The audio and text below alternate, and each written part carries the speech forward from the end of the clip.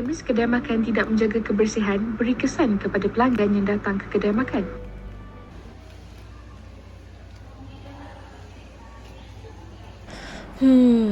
Nak makan kat mana Duit pun cukup-cukup je ni. Sinilah.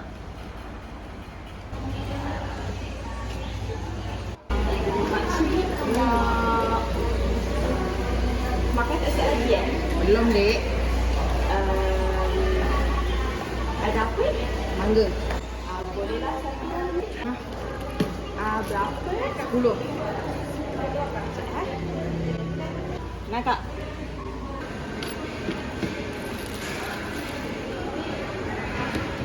Kenapa sikit je?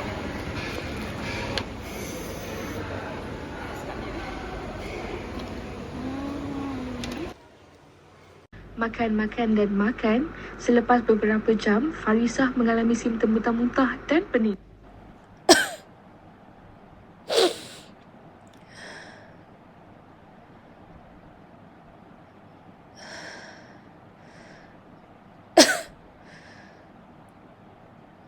Peningnya. Farisah pun dibawa ke pusat kesihatan. Leganya perut ni. Banyak juga ubat ni. Jom Faiz kita makan. Aku puasa hari ni. Kita puasa ke? Apalah, saya makan dulu. Saya nak makan takoyaki. Jom kita kaki. Jom. Kak, nak makan di sana tak? Takoyaki Berapa Kak? RM10, Dek. Lidinya ambil di situ ya. Rishi pun makan takoyaki sambil lepak bersama Faiz. Tiba-tiba, Weh, apa ni weh? Rambut ke? Rambut? Alamak. Tak naklah beli dekat kedai tu lagi. Saya tak pernah tengok ada rambut. Tak bersih kedai tu. 1 week later. Macam lapar lah. Tapi kawan pun tak ada. Weh, aku tak faham tu belajar tadi. Kau belajar aku tak? Aku tadi main phone je, main game. Adishi? Mainan. Tidur je. Aiman? Hai. Weh, lapar lah weh. Kita orang baru habis kelas. Jom pergi makan. Makan kat mana? Dekat kedai hari tu. Kedai B1. Kedai Satu. Tak nak. Kenapa? Kau tahu tak? Sebab kat kedai B1 tu lah, aku masih fikir you. Sebab waktu tu, lepas je makan kat kedai tu kau perut sakit sangat. Lepas tu, tahu-tahu kau fikir you. Lepas tu, macam tu lah cerita dia. Mungkin sebab kurang bersih kot makanan tu. Betul lah tu. Betul pun, hari tu saya pun jumpa rambut dalam makanan. Rambut? Dah hampir habis makan dah baru saya jumpa rambut tu. Dah habis makan dah? Tak jadilah. Lepas tu kita makan benda lain lah. Jom. Rishi dan Faiz ke pusat KPDN KK untuk melakukan aduan tentang kedai makan B1. Alamak ya.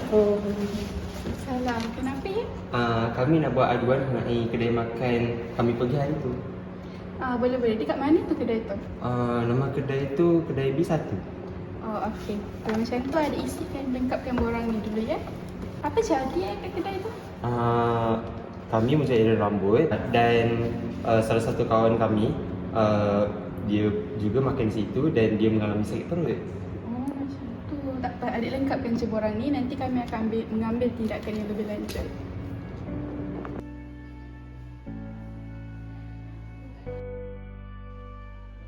Assalamualaikum semua. Macam mana dengan video tadi? Seronok tak?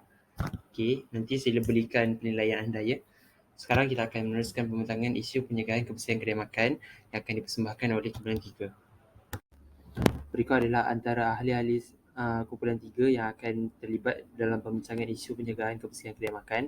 Antaranya adalah Nurul Aiman Afika, Nurul Ain, Humairah Farisah, Nurul Afika, Muhammad Faiz dan Rishi Ganeshan. Cakap pasal penjagaan kebersihan kedai makan, hari-hari kita dengar. Ada yang sakit perut, keracunan makanan, sakit kepala, muntah-muntah dan banyak lagi. Dan yang paling teruk sampai membawa kepada maut. Perkara ni banyak juga kita Baca ataupun dengar melalui berita harian, buletin utama dan akhbar-akhbar di Malaysia maupun di luar negara. Jom kita tengok satu persatu. Jom kita tengok dekat sini. Budak mati keracunan makanan disebabkan makanan yang kita nak makan sebabkan lapar, nak kenyang, nak sihat, tapi akhirnya membawa ke arah kematian, maut. Budak-budak mati. Kalau kita tengok dekat sini, Kementerian Kesihatan Malaysia juga menyatakan bahawa peningkatan tentang keracunan makanan ini meningkat dari tahun ke tahun. Kalau kita nak tahu, setiap bulan pasti ada kes tentang keracunan makanan ini. Tak perlu tengok jauh dekat TikTok, social media, Instagram, scroll guna telefon sahaja, kita dapat macam-macam maklumat berkenaan kebersihan kedai makan. Tengok kalau yang berita yang pertama ni, pemilik restoran siasat kenapa sambalnya rasa pelik. Bila tengok balik pada sambal belacannya, terdapat benda asing yang tak sepatutnya ada. Paling senang lah kita pergi ke restoran, kedai mama ataupun kedai-kedai mana-mana kan. Tengok pada telurnya. Telur yang digunakan tu bersih ataupun tidak. Selalu saya sendiri tengok ada kesan tahi pada kulit telur. Maksudnya mereka tak cuci. Perkara ini tak sepatutnya berlaku.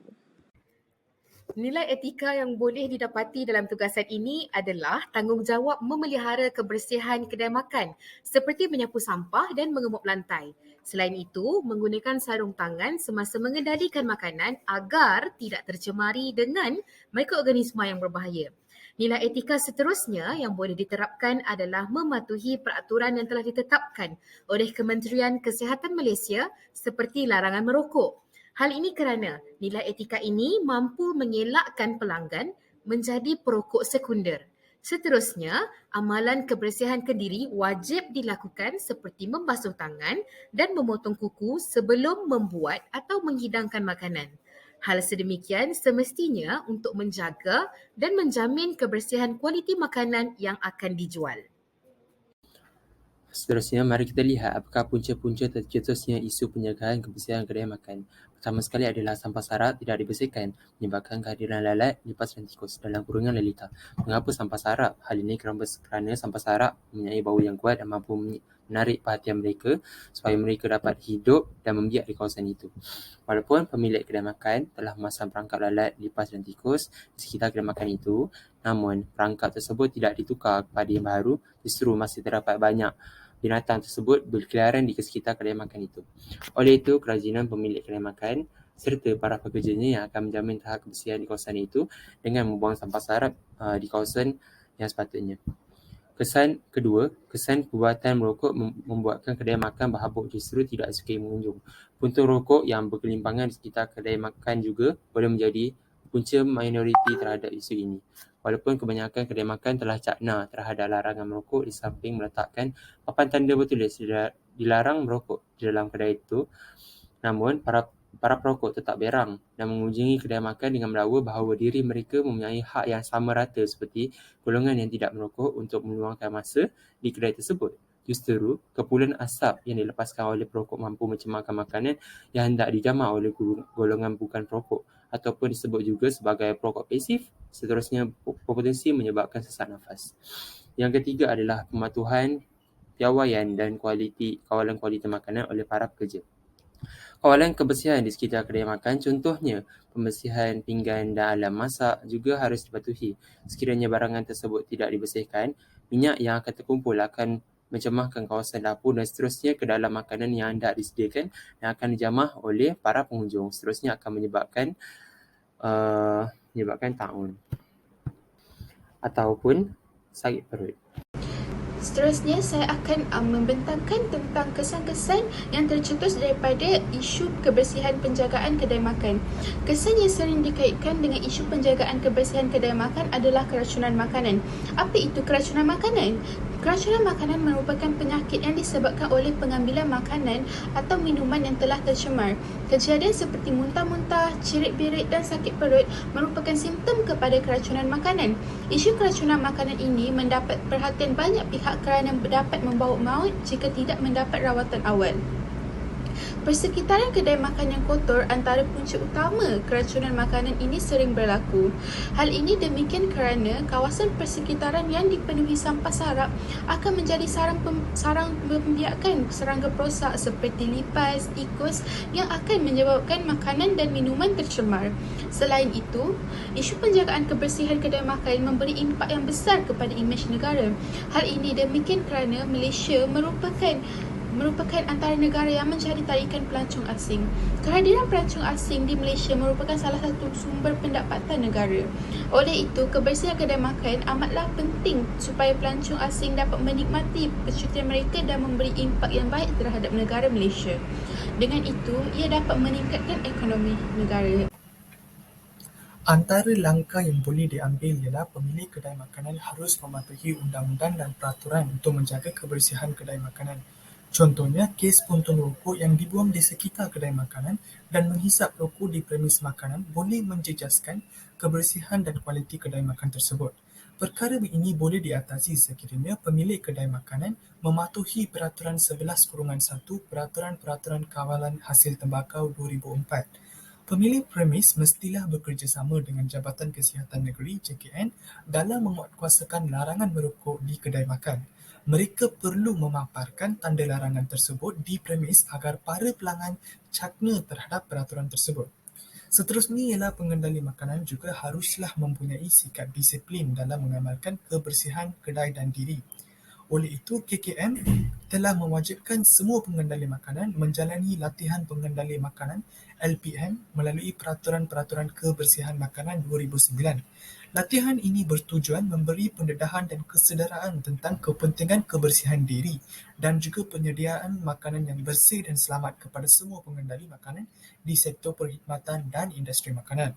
Oleh itu, pemilik kedai mesti mengupah pekerja yang mempunyai sijil latihan pengendali makanan dalam kedai mereka. Yang akhirnya ialah pengguna juga harus bijak dalam memilih kedai makanan yang bersih untuk mengatasi isu tersebut. Hal ini, KKM telah mengambil pelbagai inisiatif untuk memastikan sesebuah kedai itu bersih dan selamat bagi para pengguna. Contohnya pengiktirafan BASE iaitu bersih, selamat dan sihat kepada premis makanan yang bersih, selamat dan sihat kepada para pelanggan. Melalui pengiktirafan BASE, seseorang pengguna dapat mengenal pasti kedai yang bersih dan selamat. Hal ini secara tidak langsung akan menggalakkan premis-premis makanan untuk mengamalkan sikap kebersihan dari segi individu dan tempat untuk mendapatkan sambutan dari para pelanggan. Sebagai penutup kepada pembentangan ini, kita haruslah ingat bahawa kebersihan premis makanan harus diberi perhatian yang serius. Isu ini akan terus berlarutan sekiranya langkah menanganinya tidak diambil. Bukan sahaja dapat menjejaskan perniagaan kedai makan tersebut, malah juga menjejaskan kesihatan pelanggan. Sudah terngantuk, baru terngadah. Oleh itu, para peniaga perlulah beringat sebelum terlambat sehingga menyusahkan diri mereka dan semua pihak. Jadikanlah kebersihan itu perkara yang paling dititik beratkan dalam kehidupan, tidak mengira di mana jua kita berada. Janganlah melakukan sesuatu itu hanya sekadar tangkap muat tanpa mengira hal-hal yang sewajarnya diberikan perhatian, kerana sesungguhnya menjaga kebersihan itu adalah sebahagian daripada iman. Sekian sahaja daripada kumpulan 3 ingin melabuhkan tirai pembentangan. Sekian, terima kasih.